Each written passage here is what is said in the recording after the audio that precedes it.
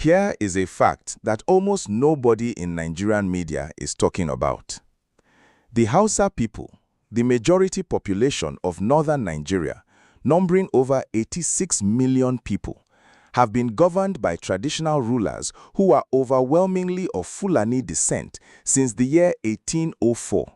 That is 222 years. Not because the Hausa chose it, but because a jihad removed their kings, installed Fulani emirs in their place, and constructed a political label called Hausa Fulani, a term that historians are now documenting was never a cultural reality.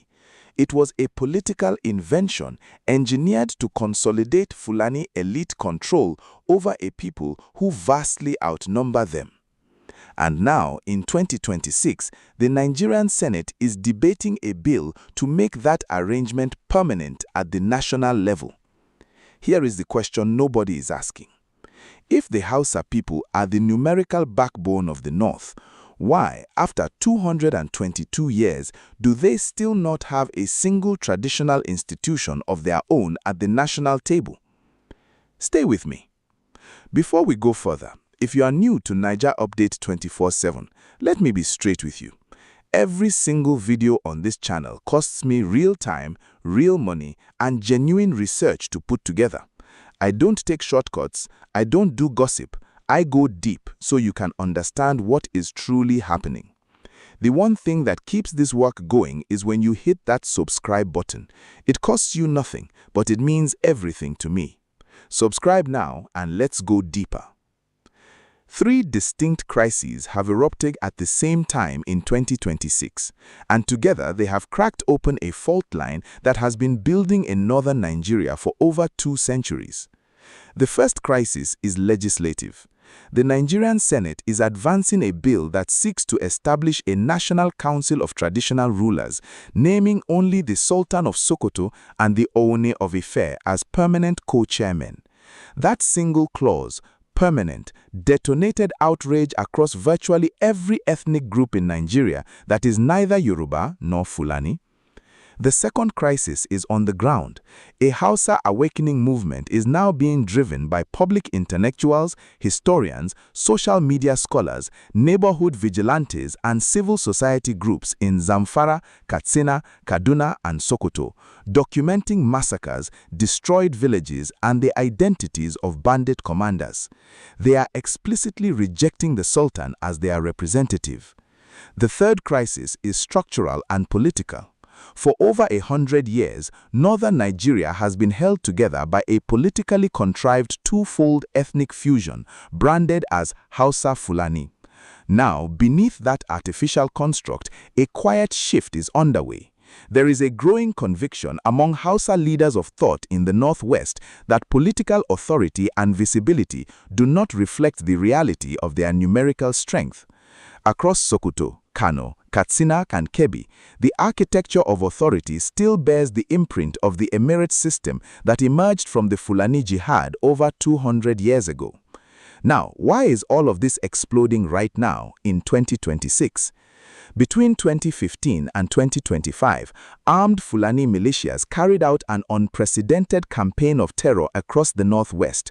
Widespread massacres in Zamfara, Kebbi, Katsina, Sokoto, and Kaduna. Systematic kidnapping, rape, cattle rustling, and imposition of forced levies on rural Hausa communities. Open public boasts by notorious Fulani warlords like Bello Turji added fuel to the fire, and allegations circulated that high-ranking political actors negotiated with or even enabled some of these armed groups. The Senate bill was the match thrown into that fuel.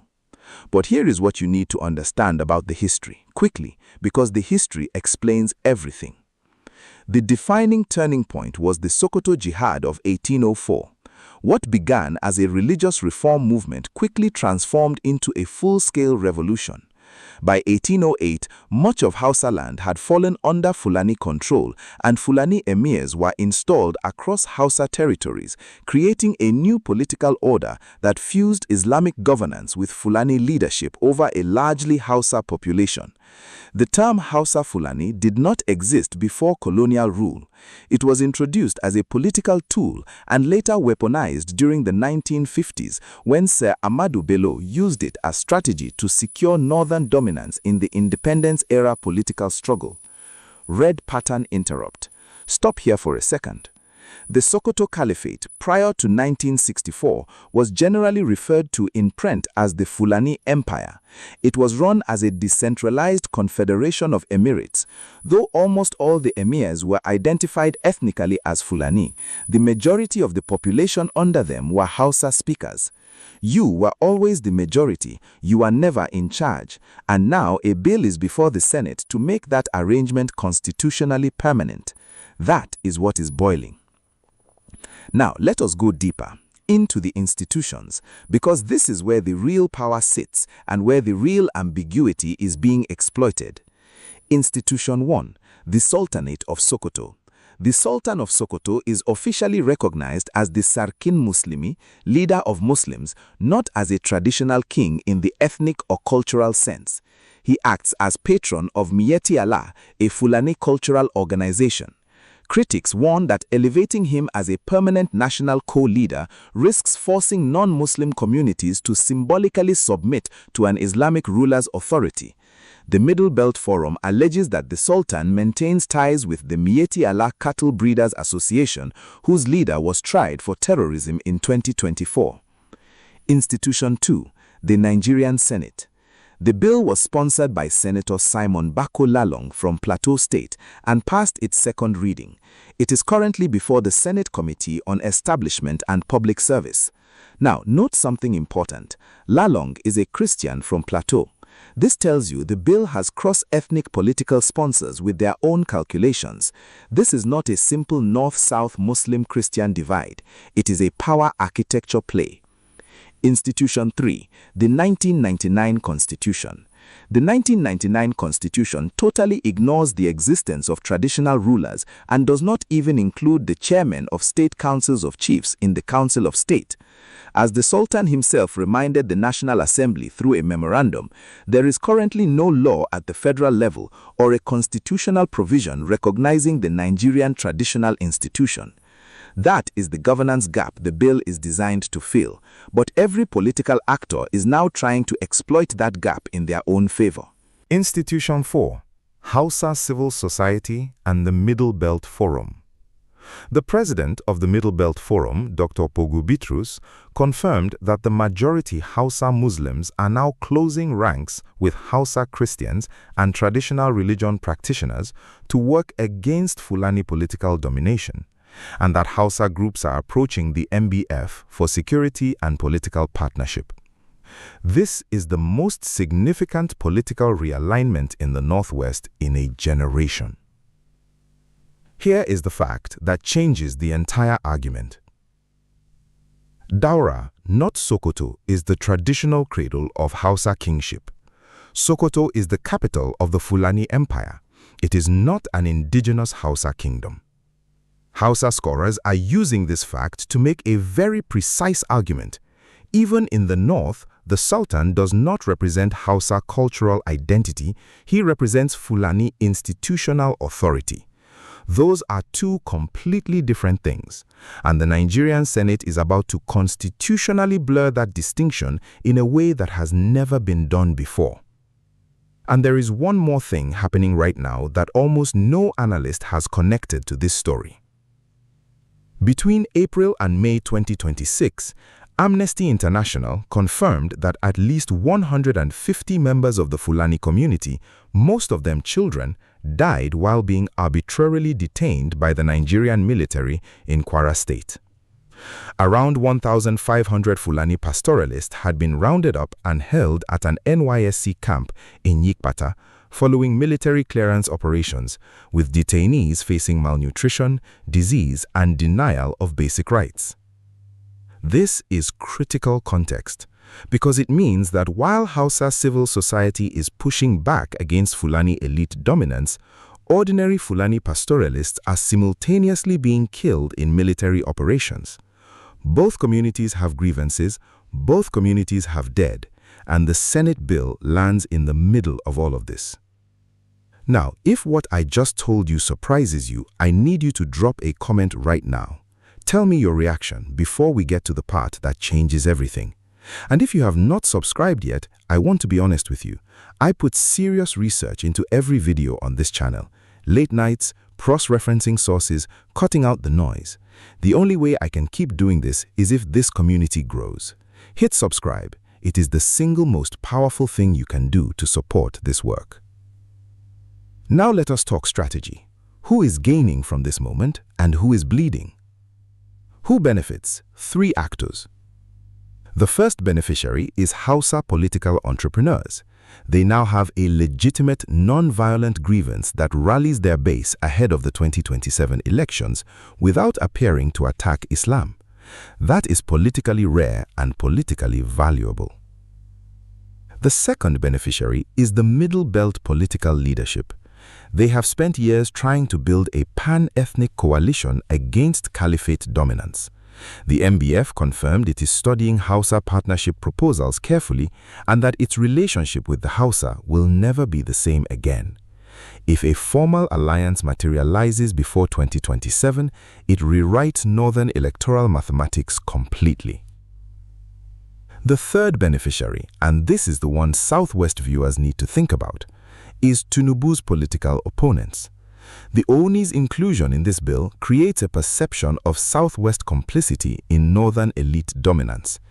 Any opposition politician who wants to peel Yoruba support from Tinubu now has a ready-made narrative. Who is bleeding? The long-standing Hausa Fulani political strategy is being quietly interrogated. Identities once politically fused are beginning under pressure to differentiate in search of clearer representation. The Arewa consultative framework, the establishment northern elite, and ultimately the APC's northern base all face structural risk. The North wins national elections because it votes as a bloc. Remove the Hausa from that bloc and the arithmetic of national power changes entirely. The 2027 implications. The shift raises direct questions. Will the Hausa continue to accept Fulani dominance or push back and reclaim their identity? And if the Fulani no longer see themselves as Hausa Fulani, should the Hausa also stop accepting Fulani rule? These are not academic questions. They are what governors, senators, and presidential strategists across Nigeria are privately calculating right now. The silent players and what their silence means. Watch President Tinubu. His APC government needs the North. He cannot afford to antagonize the Sultan, but he also cannot ignore the emerging Hausa Southwest political alignment that this moment makes possible.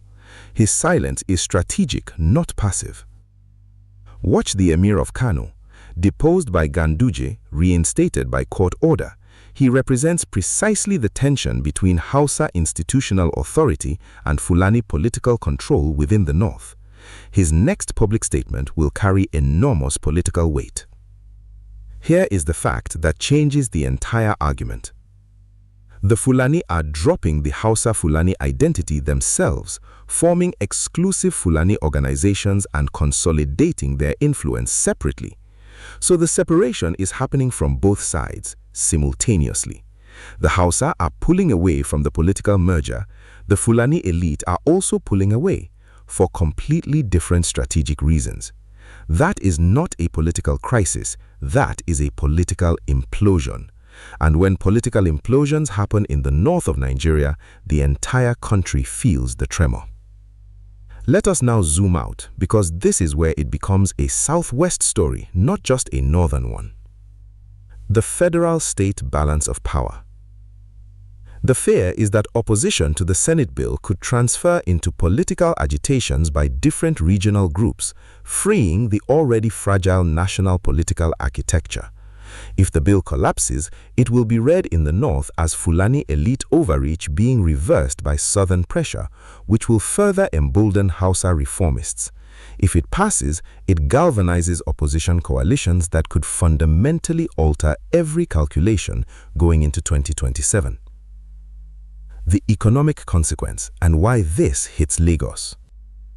The UN World Food Programme warns that nearly 35 million Nigerians will face severe food insecurity during the 2026 lean season, the highest level recorded in a decade. The Northwest, where this political crisis is hottest, is also where food production has been most devastated by banditry and displacement. Banditry, kidnappings, and rural violence have devastated farming communities, predominantly Hausa, in states like Zamfara, Katsina, Sokoto, and Kaduna. A destabilized Northwest is a food-insecure Nigeria, and a food-insecure Nigeria puts pressure on Lagos, Nigeria's commercial engine, through supply chains, inflation, and migration pressure. The Southwest's specific strategic exposure. The Fulani Jihad of 1804 did not stop at Hausa land. It expanded southwest into Yoruba land. Yoruba warriors defeated the Fulani jihadists at Oshogbo in 1840. Otherwise, there would likely have been Fulani emirs ruling in Oyo, Ibadan, and Ekiti today. That history is alive in Yoruba political consciousness. When a Senate bill arrives that permanently bundles the Oni of Ife into a national governance structure co-chaired by a Fulani sultan, Yoruba political memory does not read that as an honor. It reads it as a structural risk. The Southwest's strategic interest is non-negotiable. No single external institution should claim permanent federal authority over Yoruba traditional institutions without explicit Yoruba consent. The Oni's co-chairmanship may look like elevation, but elevation that comes bundled with a co-chair your people fought against in 1840 is not an honor. It is an entanglement, and the Southwest must decide, quickly, whether symbolic prestige is worth that structural price. Now, let me be honest. I always give the other side its full argument because that is what analytical work requires. The strongest case for the bill. As the Sultan himself reminded the National Assembly, there is currently no law at the federal level or a constitutional provision recognizing the Nigerian traditional institution. That is a genuine governance gap. Traditional rulers have been constitutionally invisible since 1999, and creating a recognized structure for them is a legitimate policy objective. Supporters argue the Sultan and Oni are simply the most nationally recognized voices for that structure. That argument deserves to be heard, but the misconceptions being spread must also be corrected. Misconception 1. This is a Muslim versus Christian crisis. It is not. Hausa groups who are overwhelmingly Muslim are among the loudest opponents of the bill. Their argument is not about religion. It is that the Sultan represents Fulani ethnic authority, not Hausa cultural identity, and certainly not pan-Islamic leadership. When Hausa Muslim communities reject a Muslim Sultan, you are not looking at a religious crisis. You are looking at an ethnic power crisis dressed in religious robes. Misconception 2. The Hausa-Fulani rupture is a social media exaggeration. Yes, some voices are chasing clout, but the structural grievances around power distribution, poverty, and security are real, grounded, and documented. The separation is not merely linguistic, it is emotional and political. It represents a profound breakdown of trust that had taken generations to build. Where mainstream Nigerian media is getting this wrong. Most coverage treats this as a northern internal affair. It is not. It is a restructuring of the national power equation. The Southwest sits directly at the intersection of that restructuring because the Oni's involuntary inclusion in the bill has made this a southern governance question too. The legislation that matters most is rarely the one generating the loudest headlines. This bill has been quietly advancing, and its consequences are anything but quiet. Let me tell you exactly what to watch for in the coming weeks because the signals are already appearing. The Senate Committee's recommendation is the first critical signal. Indications have emerged that the bill may be significantly amended or withdrawn under pressure from the scale of opposition it has generated. If the committee recommends rotational leadership rather than permanent co-chairs, that is de-escalation. If it advances the bill unchanged, prepare for a political explosion in the lead-up to 2027. The Sultan's next move is the second signal. The Fulbe Global Development and Rights Initiative has already called on the Sultan to intervene and mediate the Hausa Fulani crisis.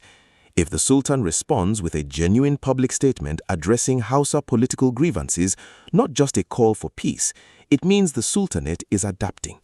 If he stays silent or deflects, his institutional authority will continue to erode. The Hausa Civil Society MBF alliance is the third signal and the most consequential. If a formal political partnership is announced between Hausa reformists and the Middle Belt Forum before the 2027 election cycle, the arithmetic of every northern governorship race changes overnight. Escalation indicators to watch for. Any Hausa governor publicly distancing themselves from the Arewa consultative framework. A formal Hausa political caucus breaking from APC or PDP before party primaries. New documented militia attacks in Zamfara or Katsina, particularly where commanders are named and connected to political networks. De-escalation indicators. Federal government initiating structured dialogue between Hausa civic leaders and Fulani leadership bodies. The Sultan making a public visit to a Hausa traditional institution, not to preach but to listen. The Senate committee proposing a genuinely rotational multi-ethnic council structure. This moment carries both risk and opportunity. Rising rhetoric could fracture communities and destabilize the North, but it could also spark overdue reforms that correct historical imbalances. For Southwest Nigeria, a fragmented North is not a weaker North, it is an unpredictable North. And unpredictability at that scale is never good for business, security, or governance. We began this video with one question. Why after 222 years do the Hausa people, the numerical majority of northern Nigeria, still not have a single traditional institution of their own at the national table? The answer is structural. The Fulani did not merely seize political power in 1804, they restructured governance to consolidate their dominance, and they did not relinquish it to the Hausa people.